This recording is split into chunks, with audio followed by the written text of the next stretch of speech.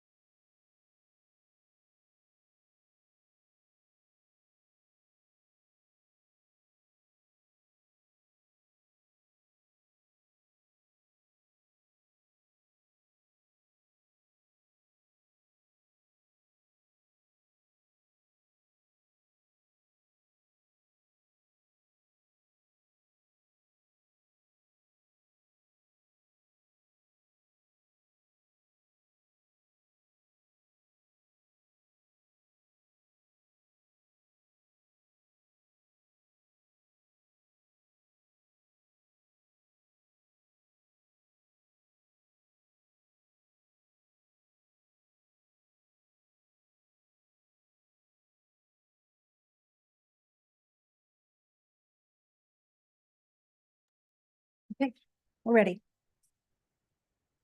All right. Welcome to the Calaveras County Board of Supervisors meeting for Tuesday, November 26, 2024. If you are able, will you please rise for the Pledge of Allegiance?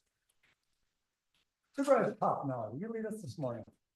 I pledge allegiance to the flag of the United States of America and to the republic for which it stands, one nation, under God, indivisible, with liberty and justice for all. Thank you. We'll move on to staff announcements. This is a time for county staff to provide updates of upcoming county events that may be of interest to the public. Any staff like to make an announcement this morning? Anybody online? No online request. All right, we'll move on. We'll close staff announcements. We'll move on to reporting out on closed session. Report out of closed session for today, November 26th. Item 1, pursuant to Government Code 54956.8, Conference Real Property Negotiator Marcos Munoz, potential purchase price and terms of payment for APN 0421015-032, negotiating party Jim Harryford. Board action, no reportable action taken. Item 2, pursuant to Government Code 54956.9D1, conference with legal counsel regarding existing litigation, County of Calaveras versus Tuscarnia Ranches Limited Partnership et al., Calaveras County Superior Court Case number 20CB45113. Board action, no reportable action taken. Item 3, pursuant to Government Code 54956.9D2, conference with legal counsel, anticipated litigation, one case, significant exposure to litigation, board action, no reportable action taken. All right. Recognitions and acknowledgements. Sorry, Sherry, I lied to you. But I'm not going to say anything bad yet. No.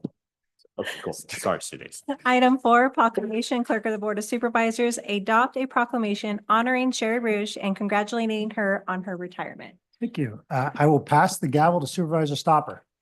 Thank you, Mr. Garamendi. 20 years of service. That's like for a school board, that's gotta be like dog years, like 140. That's impressive. Very impressive, Ms. Rouge.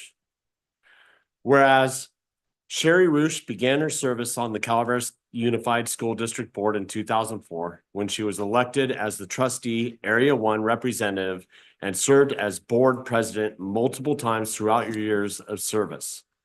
Whereas Sherry has committed herself to ensuring the safety of the children in her community, she helped to write the largest Safe Routes to School grant in our region for the Jenny Lynn and Valley Springs Elementary School sidewalks. She worked closely with multiple supervisors and public work directors to complete the Valley Springs Safe Route to School project and was instrumental in seeing the project completed. And whereas among her many accomplishments while serving on the board in 2004, Sherry helped to start Trunk or Treat at Jenny Lynn Elementary School. It's awesome. I'm still brushing my teeth. Thank you, Sherry.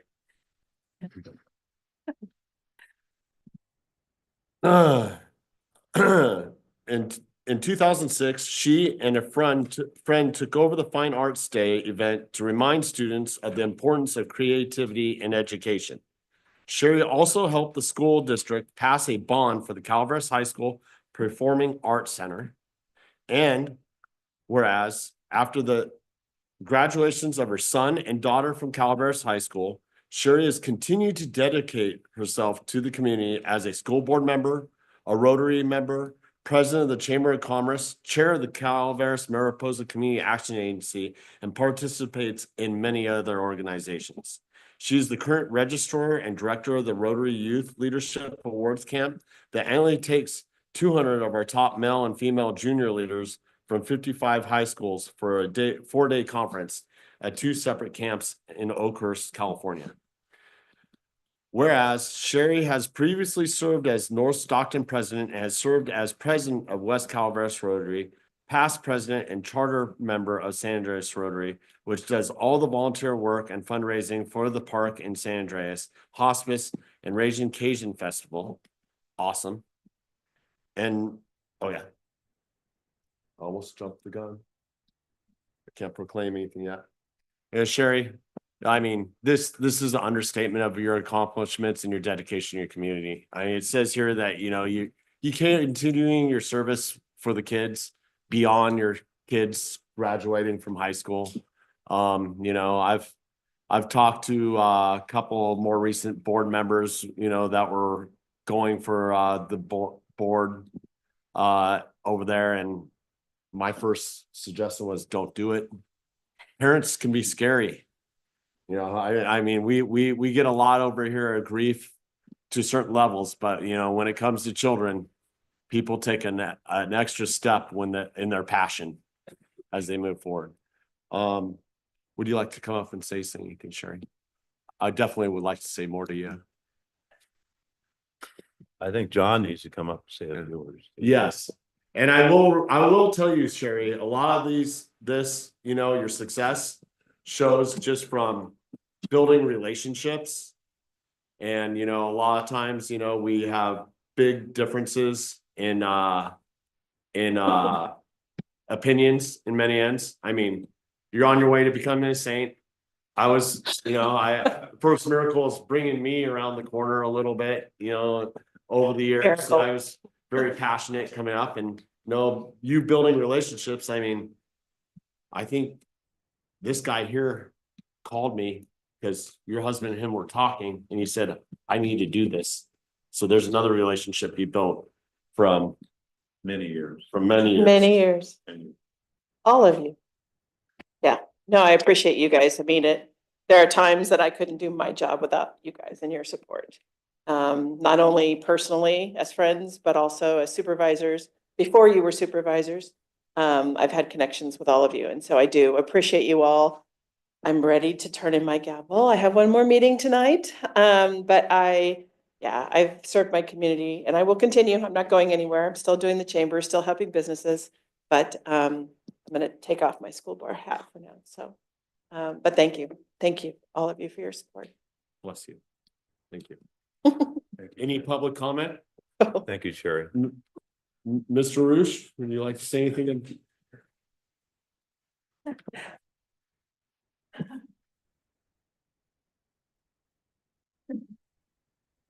Good job, John, on keeping this a secret. As she says, oh my God. Yeah. John Roosh, I can't speak enough for my wife. She's done an awesome job. There's a lot of stuff in that description that doesn't cover things like the Butte fire that she was participating. You know, to run into community members to where they come up to you and said, oh, that was so great. You got us clothes, you know, that kind of stuff. So, yeah, it's very special. And tonight is the last one. So we're excited. Thank you very much. Oh, it's not going to be the last. Is there not even further public comment? Good morning. Good morning, Mr. Matt Brock from San Andreas. I serve, lucky enough to serve with Sherry on the school board. Thank you for your leadership. Thank you for showing us all how to step up and take care of our community. Really appreciate it. Anyone else? One question. Is anybody vying for your position? So we appointed. Okay. Okay. I should have showed up so that I could have told him to reappoint you. Okay, I'll bring it back to the board, entertain a motion. So moved. I'll second that. Thank you. Moved by Supervisor Toffenelli, second by Supervisor Garamendi. I'll third it. Mr. Huberty. And you know, as a fifth, I mean, did we already vote? Right. All those in favor? Aye. Those opposed? 5-0 vote of the board. Put on my glasses, I get this right, Sherry. Now therefore be it proclaimed that Calaveras County Board of Supervisors wishes to express its gratitude and appreciation to Sherry Roosh for her dedicated service, leadership, and commitment to the community. Be it further proclaimed that the Board of Supervisors of the Calaveras County, this 26th day of November 2024, does hereby honor and recognize Sherry for 2 decades of dedicated service, leadership, and commitment to the Calaveras Unified School Board District and the community of Calaveras County. Passed and adopted this day.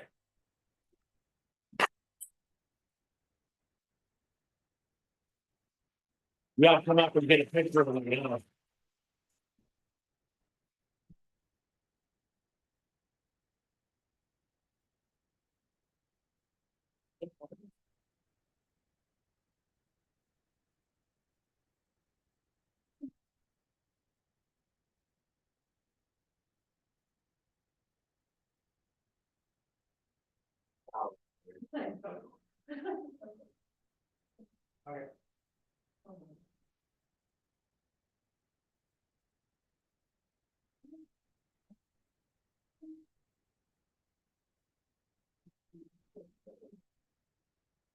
Thanks for sharing her with us all this time. We appreciate it. Pleasure. Thanks. Thanks. And Martin. Thank you very much. I lied about the rest. I wanted to talk to you. Thank you very much. Hilarious. You're gonna support though, right? Absolutely. Awesome. Keep going up. Awesome.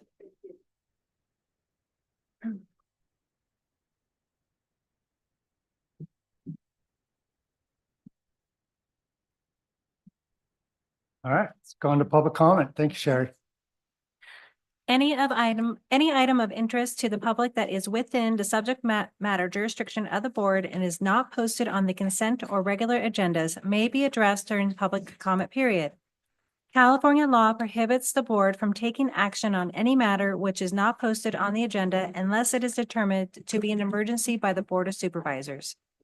If public comment is completed before the 30-minute allotted time period, the board may immediately move to the next order of business. If public comment is not completed during the allotted time period, it will be continued as the last item of business in order to provide an opportunity for the remainder of comments to be heard. Okay, I think everybody here should know the drill. Everybody's going to get 3 minutes. If you are commenting on an item that comes up later on in the agenda, I will ask you to stop and reserve your comments for when we get to that item. With no further ado, who would like to kick us off? Mr. Butner. My name's Christopher Budner, publisher of Calaveras 2024election.com. I've stood before this Board of Supervisors numerous times. Of the many credible evidence-backed allegations I've leveled against the endemic and economically corrosive corruption embedded in the Calaveras government and the numerous ethically compromised and corrupt individuals responsible, not once has any allegation of mine been challenged or refuted, and not once has there been any acknowledgement by the Board of Supervisors, CEO, County Council, DA, or grand jury of my blistering allegations. Why is that? Because my allegations are factual and damning. As 2024 concludes, let's revisit a few allegations, beginning with the 2 district supervisors who are up for re-election in 2026. Ben, it's over for you. This is your final term. Expect no leniency from the state's investigation of your numerous violations of the Political Reform Act.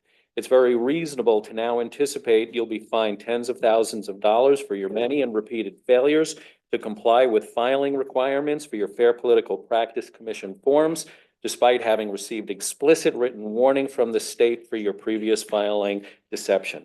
Martin, it's been over for your political career since you took the oath of office in January 2023. This is your first and final term as D3 supervisor.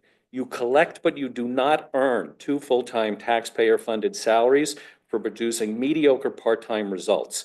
You are the subject of an FPPC Political Reform Act investigation and the subject of multiple legal actions initiated by me, having filed harassment claims against you with the sheriff's office, with my claims backed by irrefutable evidence.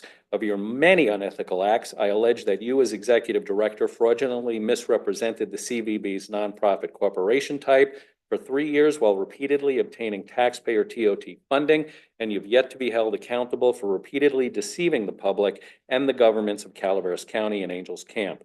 Gary, you're currently under FPPC Political Reform Act scrutiny for 15 alleged violations under circumstances echoing Ben's and Amanda's, for your repeated disregard and failure to accurately and timely file your FPPC forms.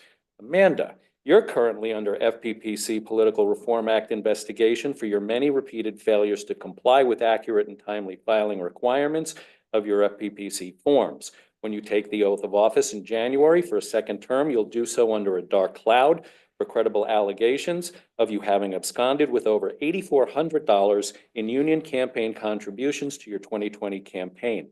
None of you four scofflaws should have voting privilege on any authority over a nearly $400 million annual budget, but yet there you sit.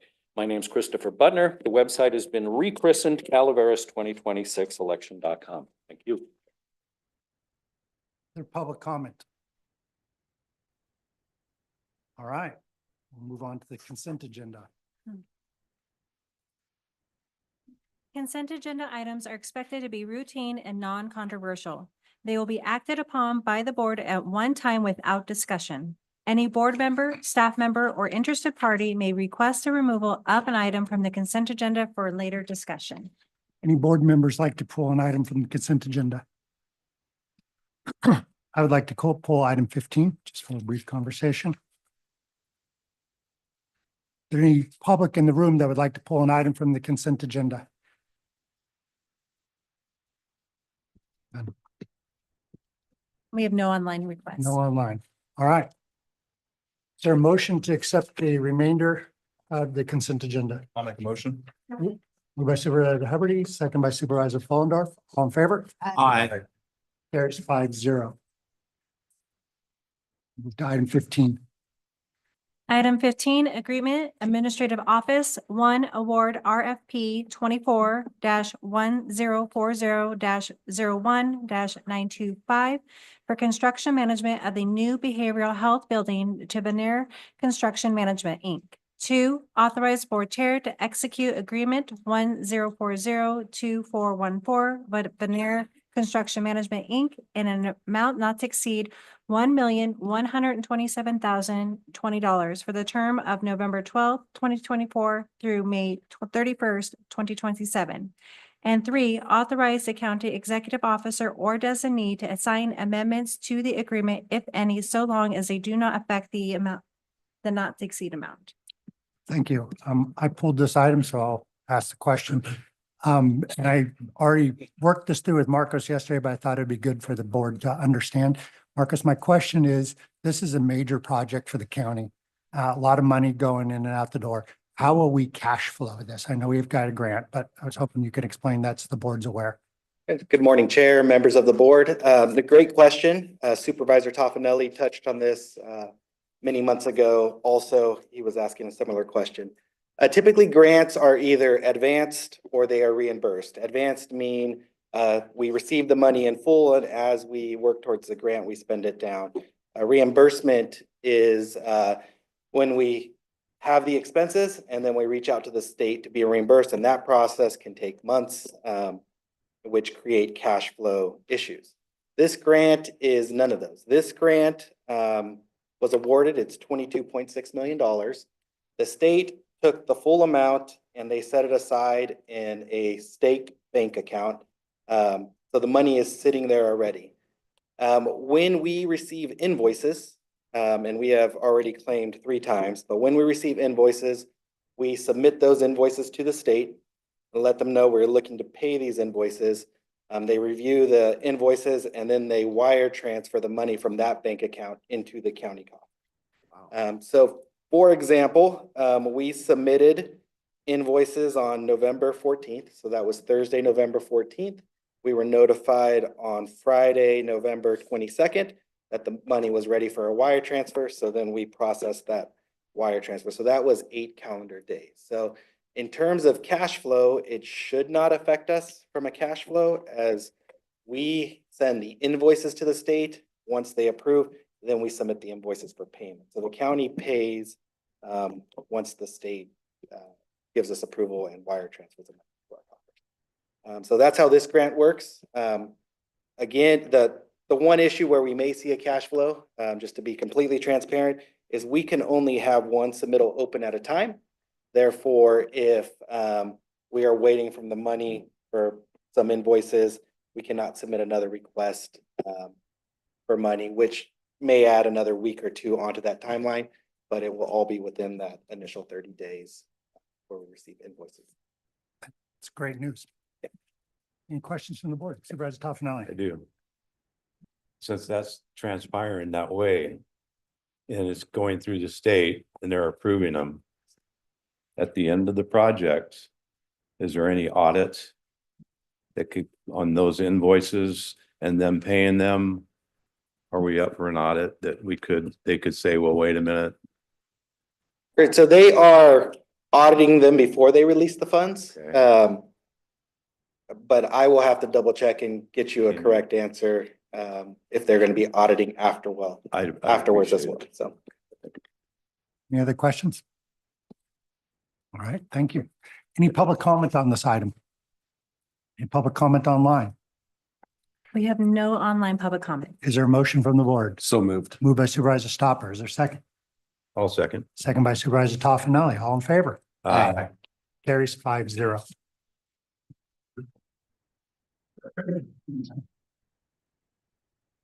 All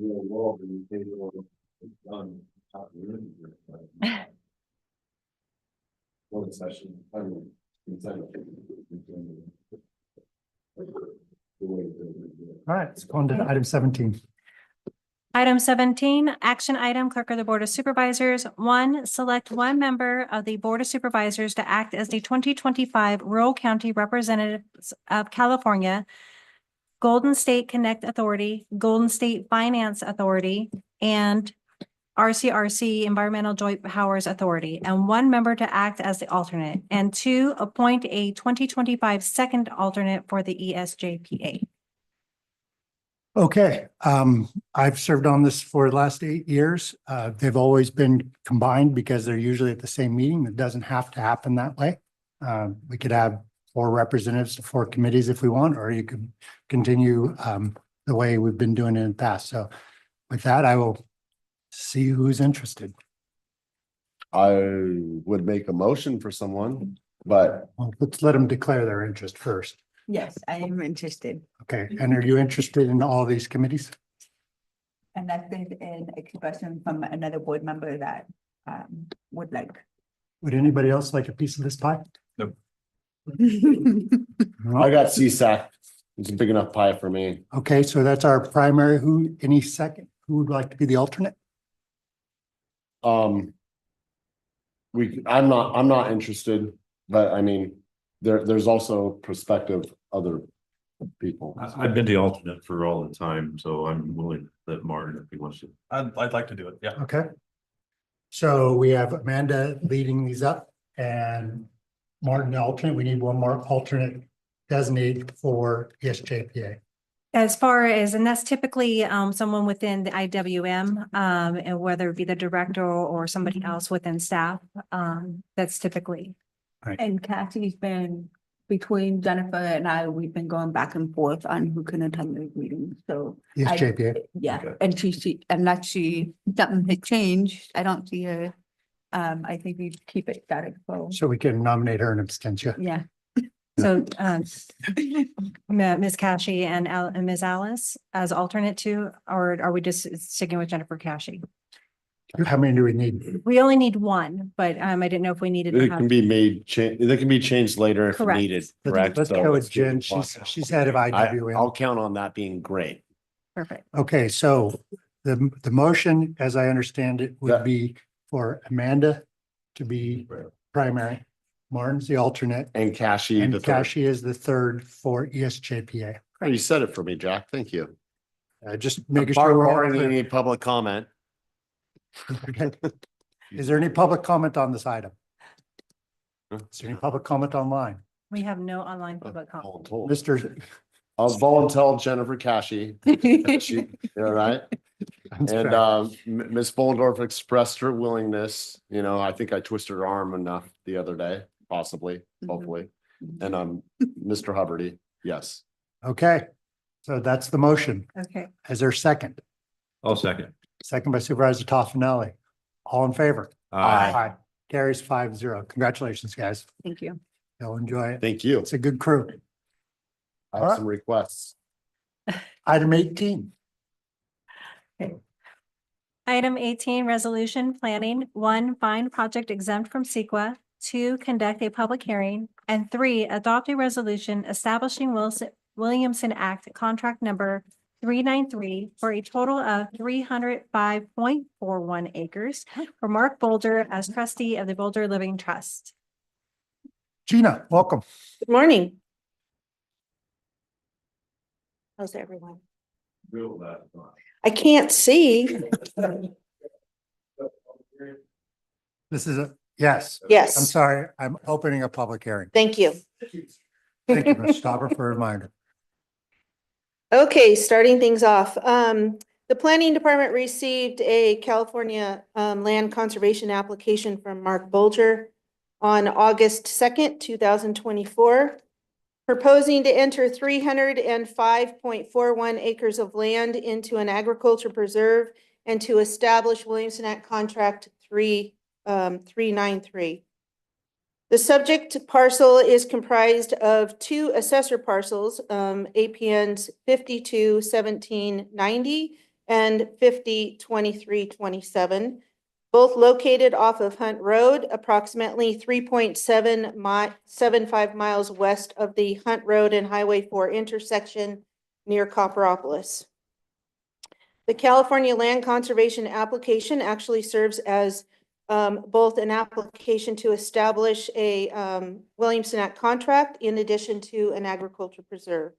So this is a 2-part process, as you know. So part 1 is to establish the agriculture preserve and Williamson Act contract. As we all know, the history of Williamson Act goes back to 1965 when the state of California enacted the California Land Conservation Act to preserve agriculture land and open space lands for preventing their unnecessary conversion to urban uses. The act enables local government to enter into contracts with private landowners for the purpose of restricting specific parcels of land to agriculture-related and open space uses. In doing so, the land is assessed as agriculture being the highest and best use of land, resulting in a lower tax for the landowner. Calaveras County has established rules to administer agriculture preserves and Williamson Act contracts. Under Board of Supervisors Resolution 75-489, we set forth policies and rules in which we still use today. Specific policies and rules applicable to establishment of a contract are further outlined in the attached staff report to the Planning Commission that was in your packet. The agriculture preserve, if established, must be consistent with the general plan.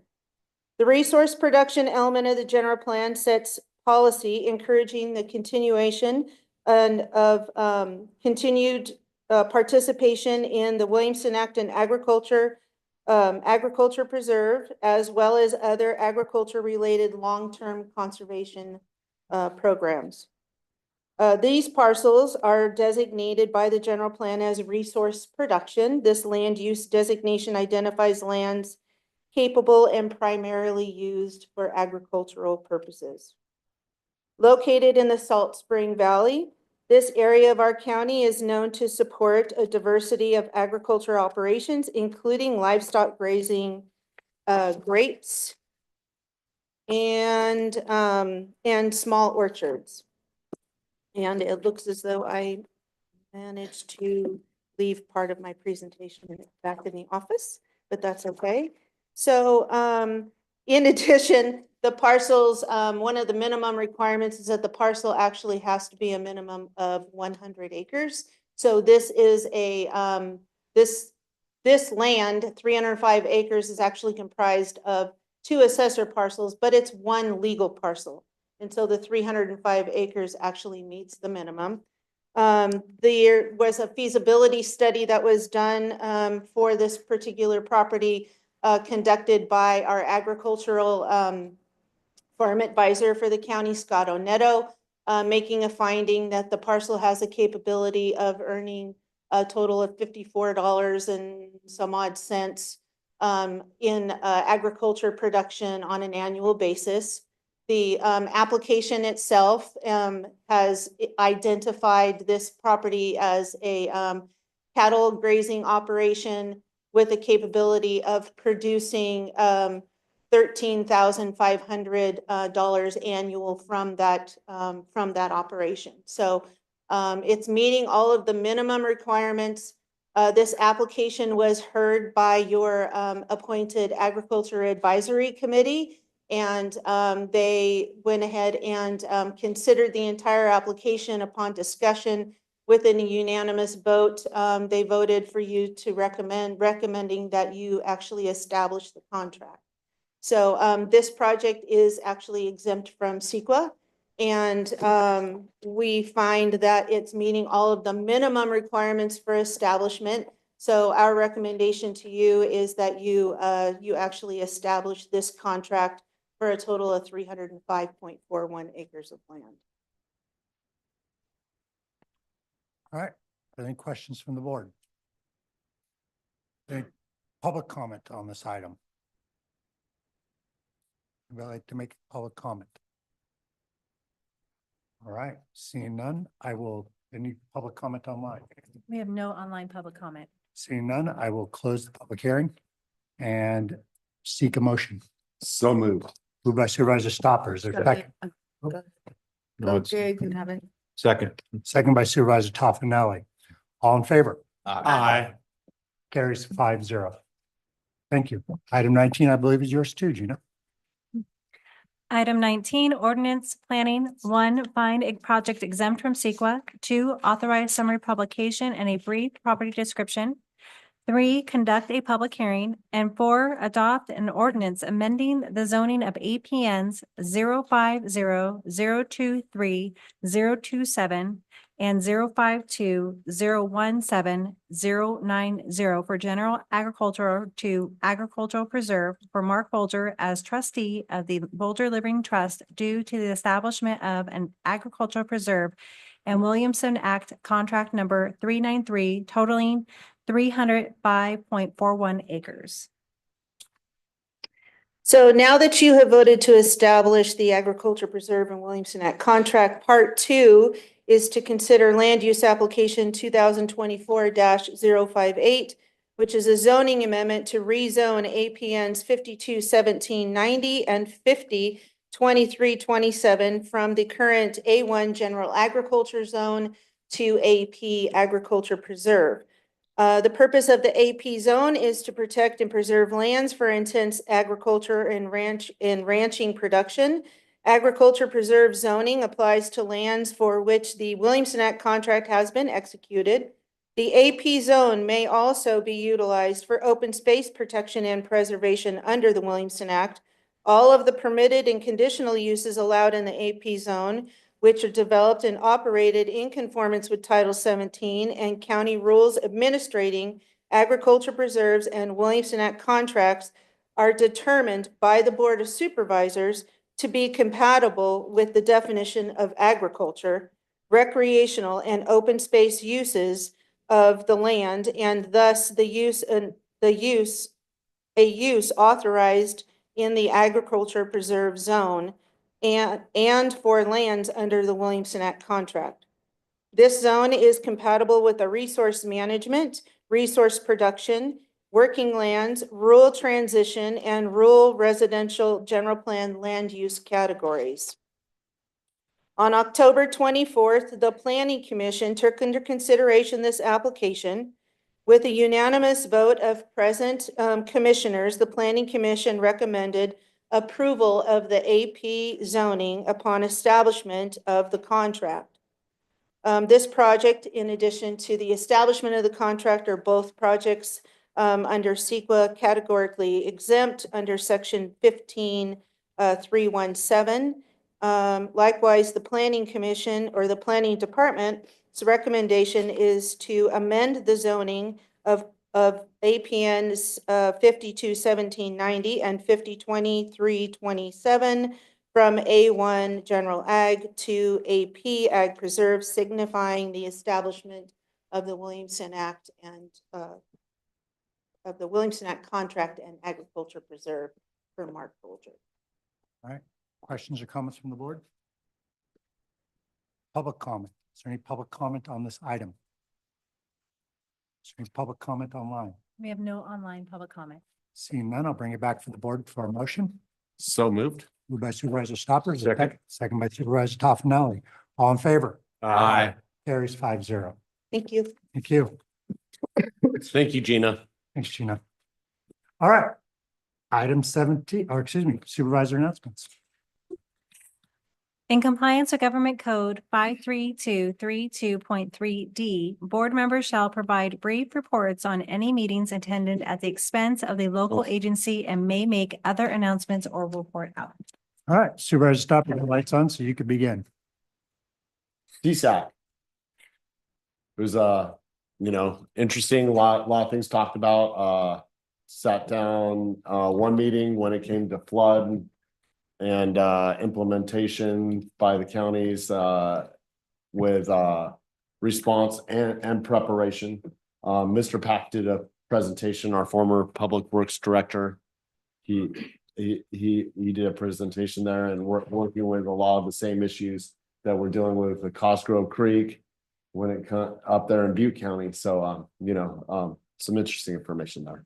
And, also, our Robert Packinger did a presentation on some EV vehicles. I was not present for that one, but I got very, very good reviews from, everyone else on his presentation and how, the implementation was not necessarily an easy thing to overcome. Let's put it that way. Thank you. Supervisor Toffenelli. I have nothing to report at this time. Supervisor Fallendorf. Nothing to report. Supervisor Everett. I just need to report that I did also attend the CSAC conference, and I thought it was a very good conference this year and enjoyed it and got a lot of new connections, and thank you for being there. And also I just wanted to say thank you for all the work that you've done with RCRC over the years. Oh, I know in this thank you. year's penultimate meeting, it must be difficult to be handing things over, but thank you. Thank you very much, Martin. It's probably easier than you might think. I also attended the CSAC meeting. It was actually, I really felt that it was good. I got to admit that I left there kind of inspired. I heard some good things and saw some good things coming down the road, and it was great. I also heard people complimenting Mr. Packinger on his presentation. It's always nice to get a shout out in the hallway for your staff and your Calaveras doing a good job. I also want to thank Supervisor-elect Andal for joining, and it was a good time. I mean, it was just nice spending time with everybody and talking about these issues. We got a lot of good stuff ahead of us. Yeah, she's all educated on how to do this job now. So the bar's low, Ben. So that is that wraps up our supervisor announcements. And there's Madam CEO, anything to add? Madam Council? Madam Clerk? Nope. Susan?